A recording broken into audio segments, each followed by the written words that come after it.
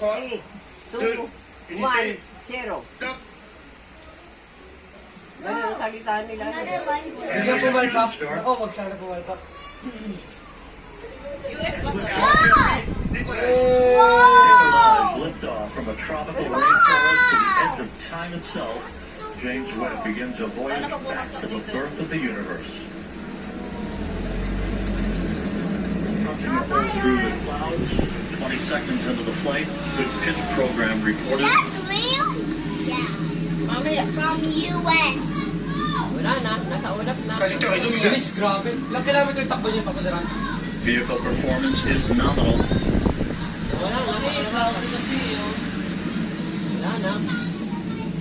The Ariane 5 rocket continues to fly uphill in nominal fashion. Hey! The rumble of the powerful Ariane 5 being felt here in the control center. 3D Is that animation. real ham? Whoa. Look at here's another That's set Earth. of vibrations here. Yeah. Impressive. 13 kilometers in altitude, 7 kilometers downrange, traveling about 0.6 kilometers per second. Yung kalbo pa lang, iba ang imig. The trajectory reported to be nominal by Jean-Luc Voyer, the range operations manager. You can see at the bottom of your screen, the yellow line is the trajectory plot, perfectly overlaid over the green line, which was the pre-launch trajectory. Ano US? 1 minute 41 seconds into the flight, about 40 seconds away from the Another language, shutdown of the maybe solid rocket India. boosters. Rocket ship yan, rocket. That's so awesome. I wish I could ride in the rocket. Coming up on the 2-minute mark into the flight. And too long. Mas ayun ang mandaran. Parang kahit titilang siya na. When it detects the threshold of acceleration, not the deceleration, but Yes, Almost. You know, almost. less acceleration. Everything is okay. Everything is normal. 2 minutes 15 seconds into the flight. When the computer detects this threshold, it will separate. Séparation des UAP. Done. We have confirmation of solid rocket booster separation from Jean-Luc Voyer. This coming at an altitude of 44 miles. The Ariane 5 and James Webb traveling almost 5,000 miles an hour. Nagkapalpak ka dyan. Napapasaran. We have about 1 minute 5 seconds to go before fairing jettison. That'll be the next critical milestone.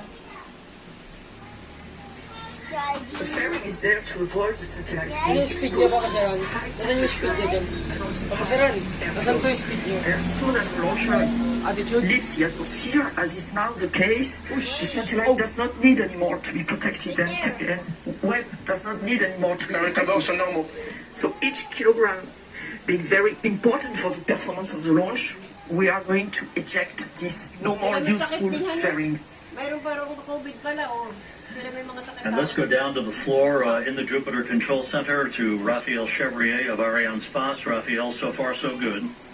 Hi, Rob. So far, so good. Everything is nominal, as we say when altitude and trajectory of the Ariane 5 is going perfectly well. As you can see also on the screen, we have the confirmation of the separation of the two safe boosters and now of the fairing, meaning that we have crossed the limits of the atmosphere. So everything is going super good. And the DDO just said that all parameters are going perfectly smoothly. So let's continue the mission. And Raphael, this is a view from the upper stage camera called the Vicky Cam, looking back at the James Webb Space Telescope. This is on about a 20-second delay or so because of the way the imagery is processed here in the control room. There's your telescope ready to unfurl its wings, basically, and begin its journey to the Lagrange point, the L2 point, about 1 million miles away from Earth. Le trajectoire est nominal. Trajectory is nominal. The report from Jean-Luc Voyer.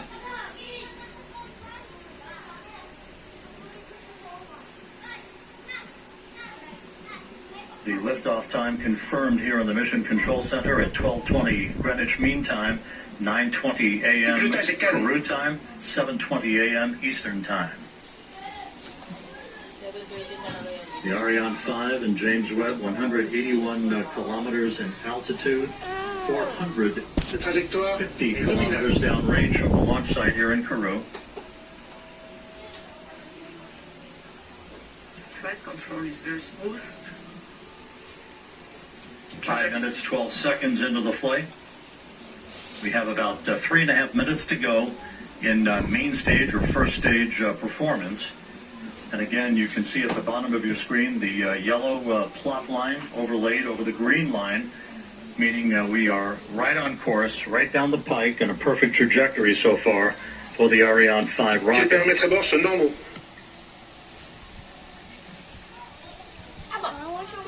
telemetry data are now received by the Galileo tracking station, which is close to here, where we are in Kourou.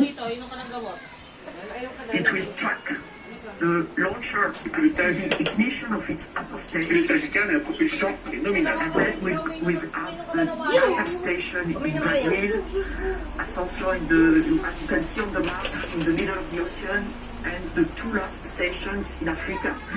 Libreville and Malindi, one on the east coast, the other one on the west coast.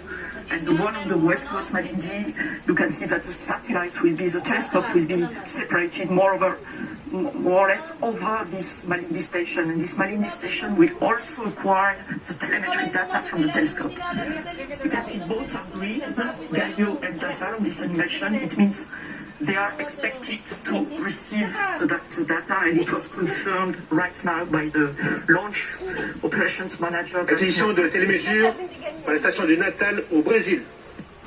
And just confirming now that telemetry is being processed through the Brazilian tracking station. The telescope is also processing telemetry through the tracking and data relay satellite system. As it moves further and further out into deep space, all of the telescope's telemetry and its imagery ultimately will be processed through the Deep Space Network in Goldstone, California. We passed the 7-minute mark into the flight. A perfect ride so far on the Ariane 5. We have about 1.5 minutes to go in the first stage performance.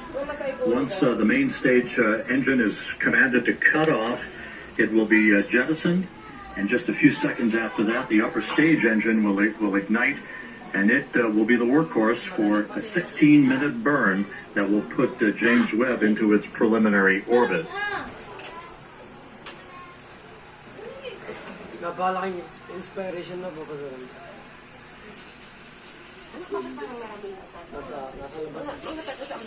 11 minutes from now, telescope controllers at the Space Telescope Science Institute will be sending commands to prepare James Webb for the initial series of commissioning activities that will lead to the deployment of its solar array and the initiation of generation of electrical power for the telescope.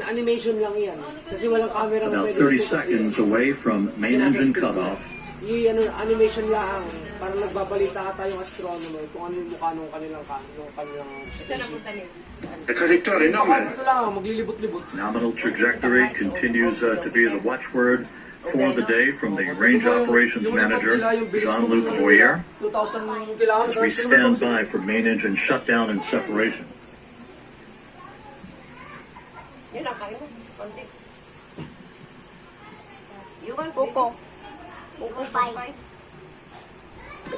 Extinction de l'EPC. Opération EPC.